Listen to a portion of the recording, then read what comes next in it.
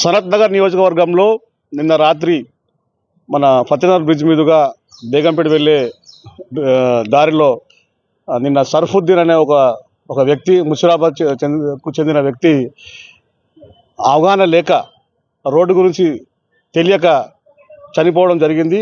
అతను స్థానికుడు కాదు కాబట్టి అతనికి తెలియకపోవడం బాధాకరం. ఈ సంఘటన జరగడం కూడా విచారకరం. నేను ముఖ్యంగా తలసాని శ్రీనివాస్ యాదవ్ గారికి ఒకటే ప్రశ్న అడగాలని అనుకుంటున్నా. గతంలో ఆయన 10 ఏళ్ళు మంత్రిగా ఎమ్మెల్యేగా ఉన్నారు. ఆయనకు ఈ రోడ్డు గురించి స్పష్టమైన అవగాహన ఉంది. ఆయన కాన్వాయ్ వేసుకొని ఎన్నోసార్లు ఈ రోడ్డు నుంచి వచ్చారు. మరి ఆయన గతంలో ఎందుకు చర్యలు తీసుకోలేదు? మా ప్రభుత్వం వచ్చి రెండేళ్లే అయింది. మేము మా ముఖ్యమంత్రి గారు ప్రతి జిహెచ్ఎంసీ అధికారులకు కానీ మరి ట్రాఫిక్ అధికారులకు కానీ స్పష్టమైన ఆదేశాలు ఇస్తున్నారు.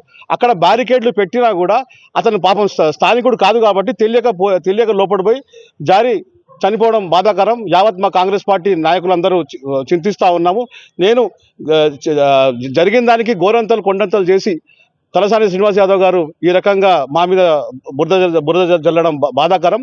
నేను శ్రీనివాస్ యాదవ్ గారికి చెప్తున్నాను, మీరు 10 ఏళ్లుగా మంత్రిగా ఉన్నారు కదా, మీరెందుకు ఇక్కడ వాటర్ స్టోరేజ్ ఉంటుందన్న సంగతి మీకు తెలుసు కదా, మీ కార్పొరేటర్కి తెలుసు, మీకు తెలుసు, కానీ మీరు పట్టించుకోలేదు. ఈ రోజు కూడా మీరు ఎమ్మెల్యేగా ఉన్నారు కదా, ఇక్కడ గెలిచినారు, ఎల్లమ్మగూడిలో వస్తారు, అక్కడ పోతారు, ఇక్కడ సమీక్షలు నిర్వహిస్తూ ఉంటారు. మరి వర్షాకాలం అనే సంగతి మీకు కూడా తెలుసు, మరి మీరెందుకు సమీక్షలు నిర్వహించలే? ఇది బాధాకరం. చనిపోయిన వ్యక్తికి తప్పకుండా ప్రభుత్వం తరఫున ఎక్స్గ్రేషియా వచ్చేలాగా మా సనత్ నగర్ ఇన్ఛార్జ్ కోటా నిలిమ గారు ప్రయత్నం చేస్తూ ఉన్నారు. మా ముఖ్యమంత్రి గారు కూడా త్వరలోనే వారికి కావాల్సిన అన్ని ఏర్పాట్లు చేయడం జరుగుతుంది. కానీ టీఆర్ఎస్ వాళ్ళు గోరంతలు కొండంతలు చేయడం బాధాకరం.